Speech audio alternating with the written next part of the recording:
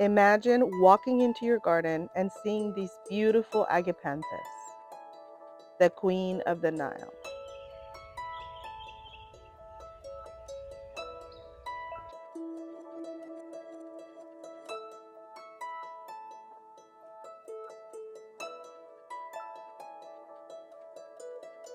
I live off the coast of Georgia near Savannah, and we have mild winters.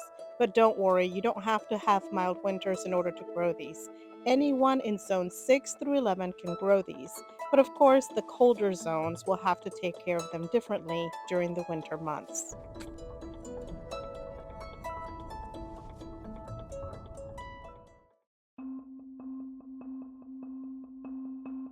Even when I lived in Atlanta many years ago, we used to vacation every single year on the beaches near St. Augustine.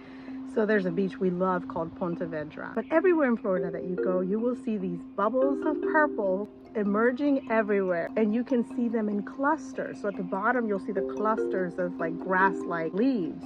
And then at the top, you will see little stems and big balls. And I would drive around all over the really nice residential areas and look for these Agapanthus, because right around beach time, so June, July, these flowers are really taking over. The Agapanthus is coming up strong and making its way to wow you. I went recently with a friend to Savannah and we were just like, wow, they look beautiful. So between the hydrangeas and the Agapanthus, wow.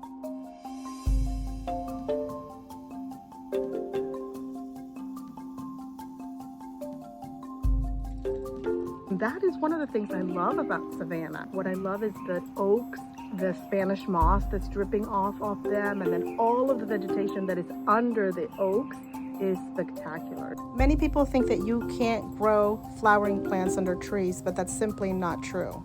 This is one that will love part sun, part shade. And I say that because it really likes that dappled sun. So I'm amazed that there's several pine trees right there in that cluster, and then there's a ginkgo biloba in the middle. And I am so amazed at how well they are doing there. They love the space they're in, the lighting, they're performing so wonderful. Now, across the yard on the side of the shed, there's a Chinese pistache, and under them there are some agapanthus, and half of them are blooming and the other half are not. I suppose the ones that are not blooming are not getting enough sun. So it is important for them to get filtered light, but plenty of sun. These get the right amount of filtered light in the morning, and then they get more sun throughout the evening, but it's not too much or not too intense. I think that dappled shade, they really favor that. And this lily of the Nile has beautiful purple hues. You'll see different hues from very light with a little bit of white and mixed in, and then darker hues of purple, and then all sorts in between. You also have just white ones like my neighbor does, as she only has clusters of white agapanthus in front of her house. I'm so thrilled with the backyard and the way all the flowers are blooming and the agapanthus. So much so that I decided to make a drawing on my big giant chalkboard that I made for my kitchen area. And if you want one of these giant chalkboards, I do have a tutorial that you can watch after you watch this video. If you watched my garden tour in the spring, you may have noticed these amaryllis. Now, these amaryllis are right in front of the agapanthus, and during the springtime, they were actually flowering. You probably didn't even notice that behind them were the leaves of the agapanthus. They hadn't been in bloom yet, they were still in growing mode.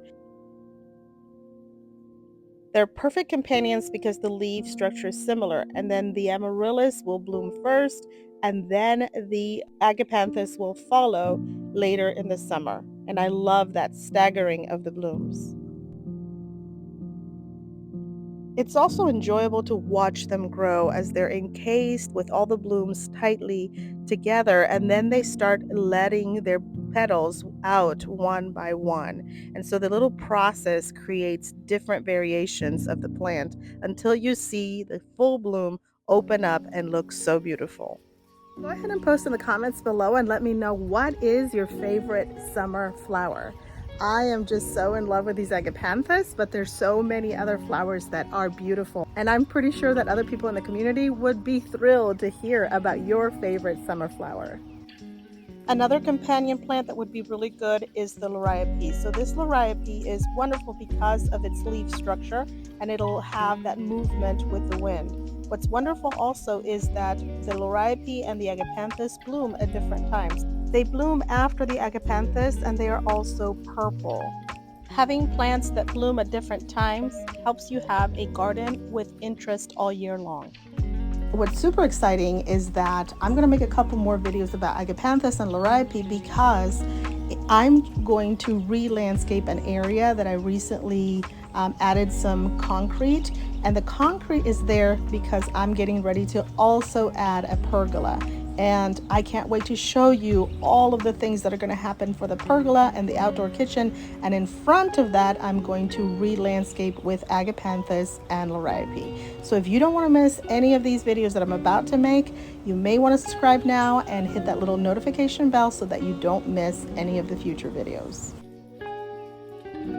The very first year that you plant them, they do like more watering consistently, but after they are established, they become pretty much drought tolerant, and they do prefer well-drained soil. Like my sandy soil is perfect, but they also can adapt to various types of soils. Another thing I've read is that if you want more flowers, it's a good idea to deadhead the spent flowers. I've noticed that there are some flowers that are a little tired, and I could go ahead and cut them back and see if I can get more production for the summer. And make sure also that they're getting proper lighting. So that's the second reason you might not have flowers, is because they're not getting enough sun.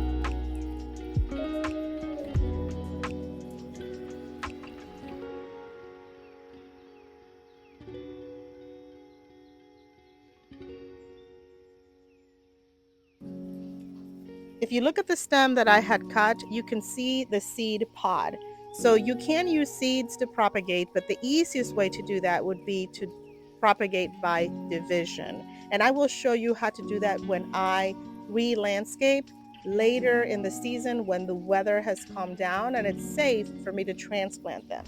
Up until now, I hadn't added any fertilizer, but because I am trimming them back, I'm going to go ahead and add some Miracle-Gro according to my label instructions. If you love the Agapanthus and you love this video, make sure to give it a thumbs up, because not only does it help the algorithm and small creators like me, but also it helps me to understand that you like this video and I should create more content like this for you.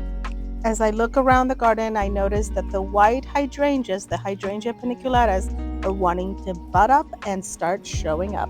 And so they're going to have their time, because Agapanthus has already had her moment, and now it may be time for this beauty to come out. And that's what I love about staggering your blooms, because then you will have interest all year long, and it is fabulous. And I can't wait to see them grow more and more each year and take note of how the yard is progressing. I love to do that. I love to go back to pictures of years previous and seeing how much change and how much improvement the yard is making. And this beauty is totally helping me out. If you love them, check out varieties in your area that you can grow and see if you need to mulch them or how you need to take care of them to make sure they do their best. But I am sure that you will love them just as much as I do. If you also love hydrangeas, I have both Macrophylla and Paniculatas, and I have a video that shows you the difference between the two. So the Macrophyllas will bloom in the spring, and then these Paniculatas are just now starting to bloom. You're seeing their blooms just starting out, and they get beautiful and big and gorgeous. So if you want to watch those videos, I will list them for you so that you can continue with your flower power. And remember that whether you are playing in the backyard with flowers or you are decorating something beautiful inside in your home, you can create bliss at home and in the garden.